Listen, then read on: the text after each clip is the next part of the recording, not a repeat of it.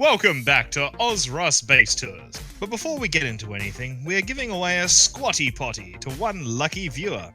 You must be from the US to win this prize. We will be having a special prize for the Australian and New Zealand players that will involve Rust skins. Send the current code word to promos@ozrust.com for your chance to win.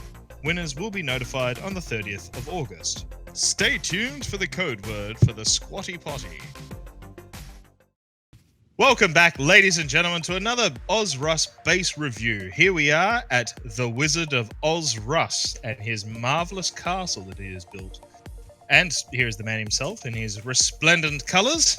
Good evening, Wizard. How are you today? Good evening. How are you? Oh, most marvelous, good sir. Most marvelous. Oh, very good. Very good. Very good. Would you be able to take us for a quick run through on your base, please? I can do my best. Sure. It's not quite finished, but it's as good as it's going to get this wipe because it's 2 a.m. and I'm tired. So this is the base here, and we are... Ooh. Anyway, sorry for that rude interruption of explosions and static. Yeah. Please, Wizard, would you be able to take us for a quick run-through of your base and explain all the different bits and pieces that you have? Without any PTSD at all. Hold on. Yes, no PTSD and violent, gory images. Yes, of course. So this is the outer wall here. Because we're on OzRust and we can teleport around, I wasn't actually going to put any doors in, but I got a lot of complaints from people that came by, so we put doors in. Fair enough. Outside here, there's a lot of things we can do with this this terrain here. The walls are double thick, although I don't think it'll really cause a lot of. Are they double thick or dummy thick? They're dummy thick, yes. Oh yes, feel the slap of them cheeks. 2 C's thick. Before we, I should have picked those up. Before we put up these walls for the honeycomb, there was a helipad here we had for a while. But mostly we just use this to harvest out here. This is a 7 TC base, so each one of these pillars has the TC for this section. And so they're broken in each spot just here? Correct, yes. So you can see the sections are broken here and then right over here, all the way up to the honeycomb, and then the center of the base has its own TC. So basically the idea is that no matter what happens as they break through, they can't put any, they can't get TC and put walls up. They'll have to try to find several TCs to be able to do that. So also the fact that they can't get access to one TC and not be killed by all of your shotgun traps. True, exactly, which I totally put up and will pretend happened.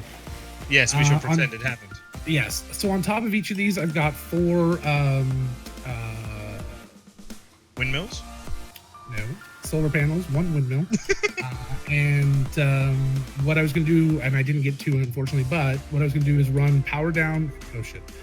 Power down into this this section here, and then run up through into the center core of the base, where I was going to create a redundancy circuit. So basically, as long as power was coming from the one of them, it would use that power. But if that power failed, like they broke all this, then it would take over from the next area, and then the next area, and the next area. I did this because... Sorry, continue. I was going to say, I did that because there was a rumor going around that this wipe was going to require power for the turrets. So I wanted to make sure that I had redundant power so that the turrets would continue working even if they took out one of these power sections. And then even if they took out all of these sections, they would have to take out each one of these up at the top, which again we can't get to without clipping up there. Well, I'll probably do that later, but it has 6 batteries, large batteries in it, which would have been full. So they would have to take out not only the direct power, but then also the batteries, plus any backup batteries I would have put inside. That is quite extensive. Yeah, that's why I didn't get to incredibly extensive. And I can appreciate the level of wiring that would need to go in to make each one of these if this was a monthly redundancy wipe server, backup. I would have. Yeah, if this was a monthly wipe server, I would have gotten all that. And here we are, magically appeared inside of this impenetrable fortress, thanks to the magic of the wizard. Yes, it is the wizard's tower, so all this magic is going on. I haven't upgraded everything in here, and I haven't added in the full honeycomb. But this was basically what we started with. Was this sort of standard hex base. I pulled this from some YouTube. I wish I knew the name of it, but it's one of my favorite kind of core builds with these with stairs leading up. Yes, it becomes a bunker base. Leading out. And it's a type of bunker, and sometimes I do like multiples of these in a circle, but I want to build the 7 TC idea off of this, with this as kind of the core. So we've used this for all the raiding and all the recycling and stuff. So we've had all of these, all the stuff on the outside. I didn't even think about putting the coffins on the outside until we had so much loot from this one. I am curious. Like, yes, there's definitely some length and girth showing with all of this loot. But did you really have to really, wave it in the wind and put in 4 recyclers? So we run 4 recyclers plus 2 portable recyclers because of something that, and we're going to be fixing this for next wipe. But I'm always really good about getting all of the math out of everything. Once I saw that every one of the turrets was full on I think they were your bases. Yes, they were. We realized that we could be pulling out almost an entire coffin full of gunpowder off of 1 or 2 raid bases. Well, that is an impressive way of getting a lot of gunpowder and resources out of those dastardly, nasty raid bases that you come across. What else have you got in this massive base of yours? So on the second floor, before we locked it down for purge, obviously it was a little bit more RP, so we can magically pop upstairs and I can show you the next floor. And anyway, here we are in the second floor, and it is a marvelous floor. It is magically appeared by the wizard again, and there is a very big American flag in front of us. Wizard, go. Tell me about it. So one of my clanmates likes to build up the kitchen every time, and he, for some reason, doesn't like pumpkins, so I guess we bring up water. I give him crap for that. So he brings up water, so there's fresh water here, there's food and stuff, and he just likes it to be kind of a complete base. This was also our heli tower, so this was kind of the start of our heli tower all the way up for the wipe as well. Wow, that's very nice, actually. The whole idea of bringing fresh water into a base is nuts when you can just get it from pumpkins. But that's just something you'll have to raise with your clanmate. And here we are on the outside of the base on one of the many subsections of this monstrosity that has been built. And a ring of death. Please do explain.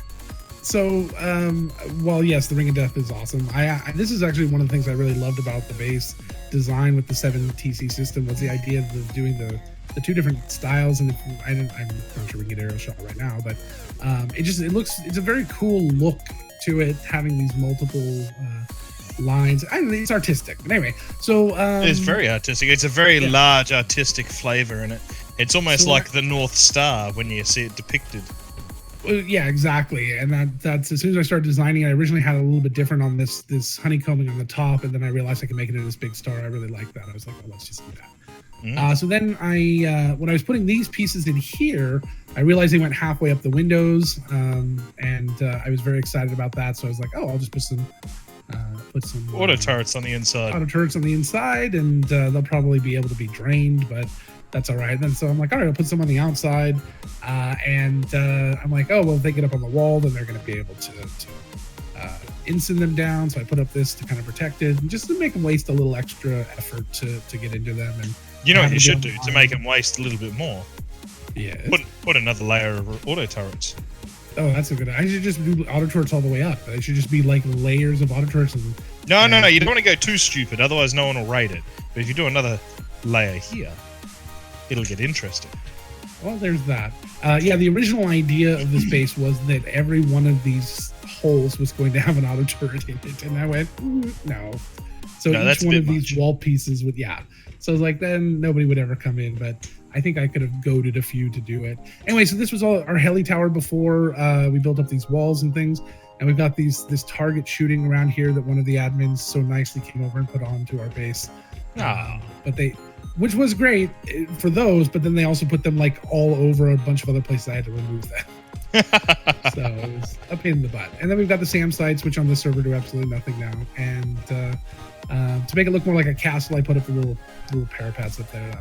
Well, all I can say is this: cameraman, wherever you quick, do a nice a nice overview of this base, will you? There's a good boy.